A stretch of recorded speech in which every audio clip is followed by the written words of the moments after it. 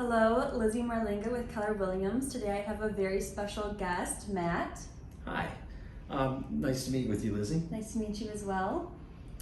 So you wanted me to talk to you about reserves and the reserve funding requirements. Correct, yes. It's a common question of what is going on with the new condo reserves laws and how it may affect the potential buyer or seller. Sure. So my name is Matthew Zifrony. I'm one of the partners at the Tripp law firm.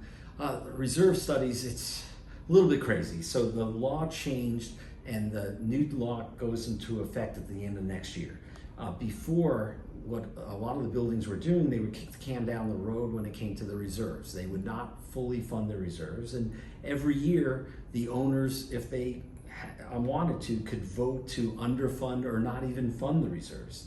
So a lot of these buildings, every year they were accumulating a larger and larger deficiency when it came to the reserves. And that meant that when the item that the reserve would be applied to, the elevators, the roof, the structure, they would ultimately have to specially assess for that item, but they would kick the can down the road and wait for that special assessment to come due. With the new law that's in place, come the end of next year, all of those buildings, number one, you no longer can vote to underfund the reserves, and number two, you have to catch up on all the shortfalls that are in place. So these buildings, unfortunately, over the years, by not accumulating the money for the reserves, now they're gonna have to specially assess all the owners to, and in one quick grasp, get all the money that they have not been accumulating over the years.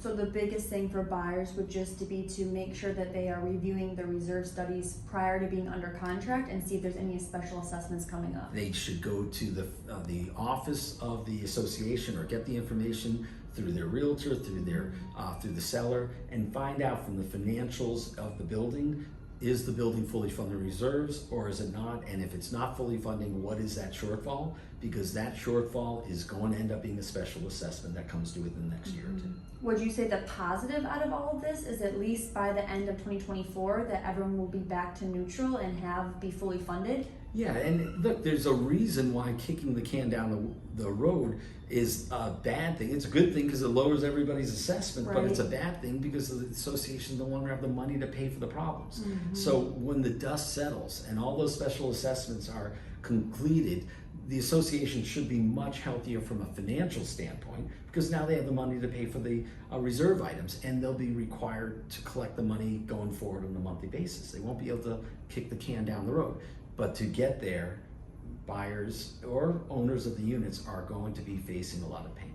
So we really won't know until the end of 2024 in terms of when they get the special assessments done or making sure they have the 40-year zoning cert of what that number is going to be until a licensed professional comes to assess the property. Correct. You're going to have engineers to look if there's any problems with the building. You're going to have reserve studies done to know how much you need to specially assess now to catch up. It's a lot of unknowns, and to add to the problem, these engineers are overworked right now because all the buildings are going through. So just to be able to find the engineers to do the reserve study and to check on the condition of the building, that's a challenge as well. Well, thank you so much. That was wonderful insight. I know I appreciate it. The clients will appreciate it as well. Thank you very much, Tim. Thank you.